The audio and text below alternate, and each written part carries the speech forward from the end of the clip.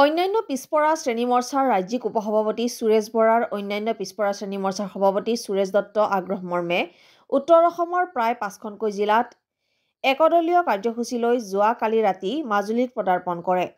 অন্যান্য পিছপৰা শ্ৰেণী মৰ্চাৰ অন্তৰ্গত ৩১টা জাতি সম্প্ৰদায়ক লৈ মৰ্চাটোৱে বিভিন্ন অঞ্চলত বাস কৰা লোকসকলৰ সমস্যা বুজ লোৱাৰ উপৰিও আগন্তুক ২০২৬ নিৰ্বাচনৰ প্ৰস্তুতিমূলক ভ্ৰমণ কৰে। যোৱাকালি উপস্থিত হোৱা উপসভাপতিগৰাকীয়ে আহিয়েই মাধৱদেৱ কৃষ্টি সংঘত সুদ সন্মিলনী মাজুলী জিলাৰ লগত বিভিন্ন আলোচনাত মিলিত হয় আৰু আজি পুৱাই বিজেপি মাজুলী জিলা সভাপতি দীপক গোস্বামীক লগ কৰি তেওঁৰ পিতৃৰ আশীষ গ্ৰহণ কৰাৰ পিছত আউনীআটী সত্ৰত সেৱা লয়। তাৰ পিছত শ্ৰী শ্ৰী দক্ষিণপাট সত্ৰত সেৱা লৈ বনগাঁও মুদৈ গাঁওস্থিত পুণ্যালয়ত এখনি দলীয় সভাত অংশগ্ৰহণ কৰে, য'ত দক্ষিণ পূব মণ্ডল সভাপতি নিতুল নাথকে ধৰি বহুকেইজন দলীয় কৰ্মী উপস্থিত থাকে। পৰৱৰ্তী সময়ত যাত্ৰাকালত ভোগপুৰ সত্ৰৰ সমীপত অসম ভাওনা সমাৰোহস্থলীত উপস্থিত হৈ অহা 14 ডিচেম্বৰ 2025 পৰা হ'ব লগা সদৌ অসম শিশু ভাওনা সমাৰোহ অগ্ৰগতিৰ খবৰ লয়।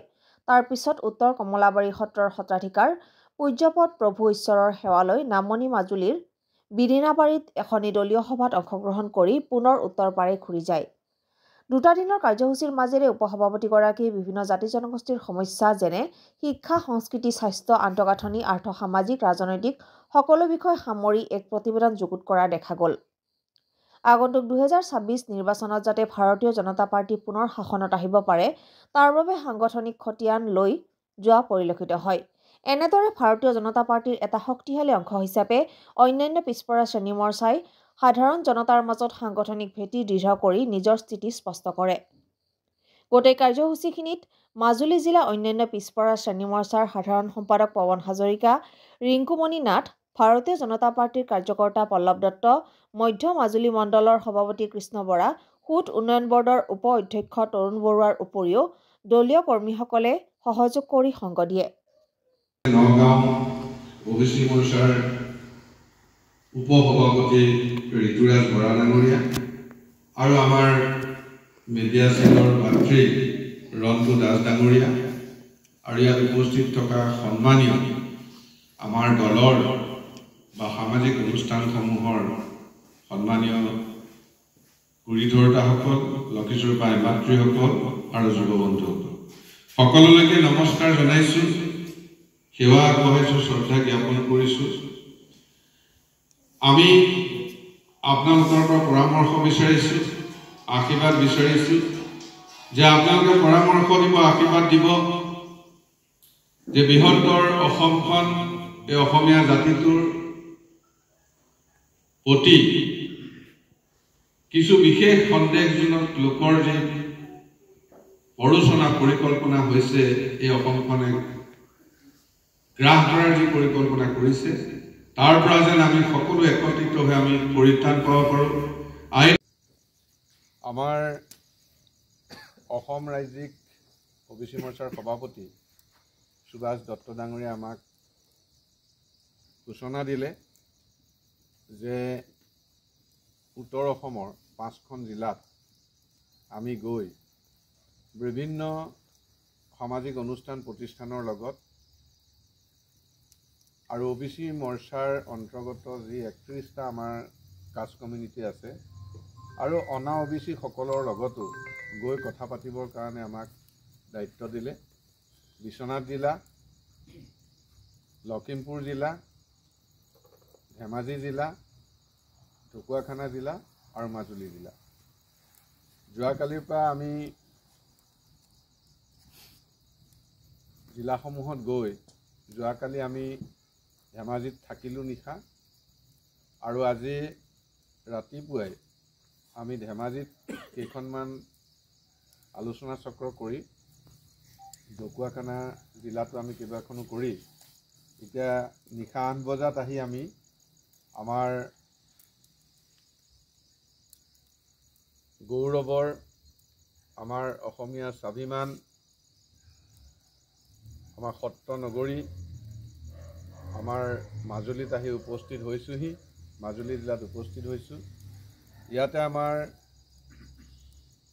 আমাৰ লগত উপস্থিত আছে মাজুলী জিলা অবিচি মৰ্চাৰ আমাৰ সাধাৰণ সম্পাদক অন্যতম সাধাৰণ সম্পাদক পৱন হাজৰিকা ডাঙৰীয়া, আমাৰ জিলাখনৰ OBC মৰ্চাৰ যিগৰাকী সভাপতি সেইগৰাকী অকণমান স্বাস্থ্যজনিত কাৰণত অসমৰ বাহিৰত গৈ তেখেতে চিকিৎসাত আছে, গতিকে তেখেতে মোক এইখিনি অৱগত কৰিছে আৰু আমাৰ পৱন হাজৰিকা দেৱক সম্পূৰ্ণ দায়িত্ব অৰ্পণ কৰিছে। তেখেতে আজি আমাক আনি আপোনালোকৰ মাজত সেৱা লোৱাৰ সুবিধা কৰি দিছে।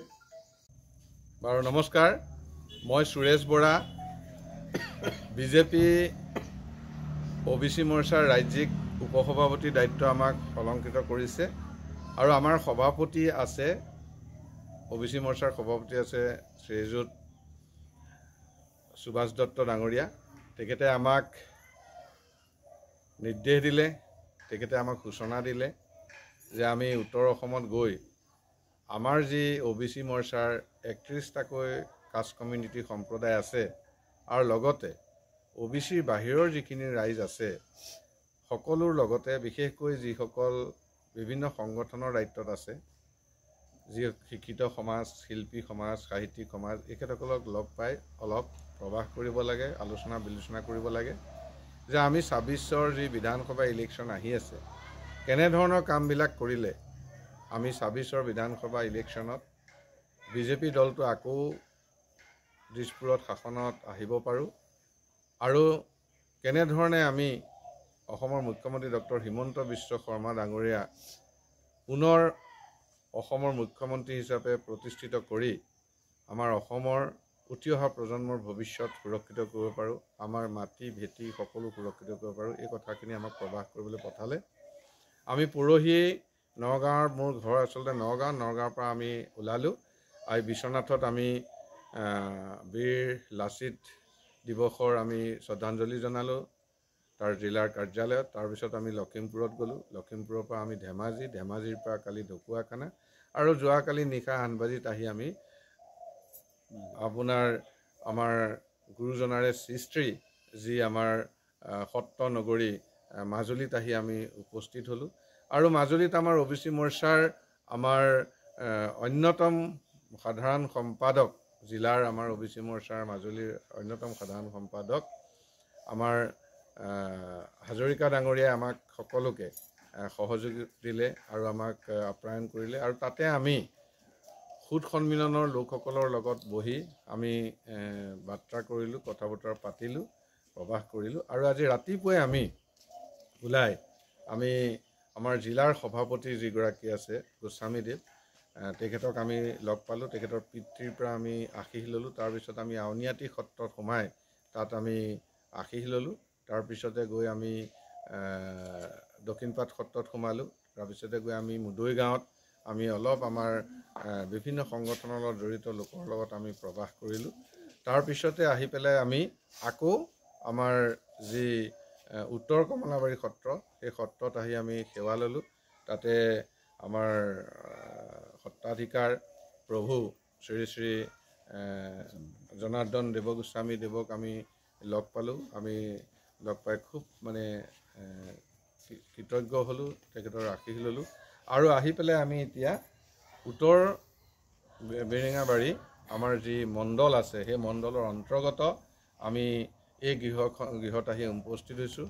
ইয়াতে আমি আমাৰ মণ্ডলৰ উপসভাপতি ডাঙৰীয়াক লগ পালোঁ, তেখেতৰ লগতে ওচৰ চুবুৰীয়াৰ আমাৰ যিসকল কৰ্মকৰ্তা আছে লগ পালোঁ, ভাল লাগিলে। আমি বহু কথাই শিকিলোঁ, বহু পৰামৰ্শ পালোঁ।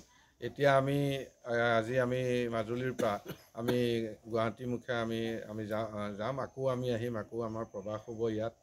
আমাৰ যিহেতুকে উত্তৰ অসমত দায়িত্ব পৰিছে, প্ৰায়ে আহি থাকিম মাজুলীলৈ আৰু ভাল লাগিলে আমাৰ। বিশেষকৈ আমি ইয়াতে মাজুলীত আহি আমাৰ যি আমাৰ পৱন হাজৰিকা ডাঙৰীয়া, আমাৰ মূল যিজন সাধাৰণ সম্পাদক, পৱনদাৰ যিটো এক্টিভিটিছ বা তেখেতৰ সক্ৰিয়তাটো বা তেখেতৰ কাম কাজ ভাল লাগিলে। আমাৰ গোটেই যোৱাকালিৰ পৰা আজিলৈকে আমাক সংগ দিলে আৰু ৰাইজকো আমি লগ পাই ভাল লাগিলে। আৰু মাজুলীটো আমাৰ সকলোৰে একেবাৰে ভাল লগা জেগাই, পবিত্ৰ এক মানে এটা পজিটিভ ভাইব থকা, য'ত মানে আমাৰ ভগৱানৰ গুণানুকীৰ্তনৰ জেগা। গতিকে ইয়াত থাকি ভাল লাগিলে। ইয়াৰ পৰা যাবলৈও মন হোৱা নাই, কিন্তু তথাপিও কৰ্মৰ খাতিৰত যাব লাগিব।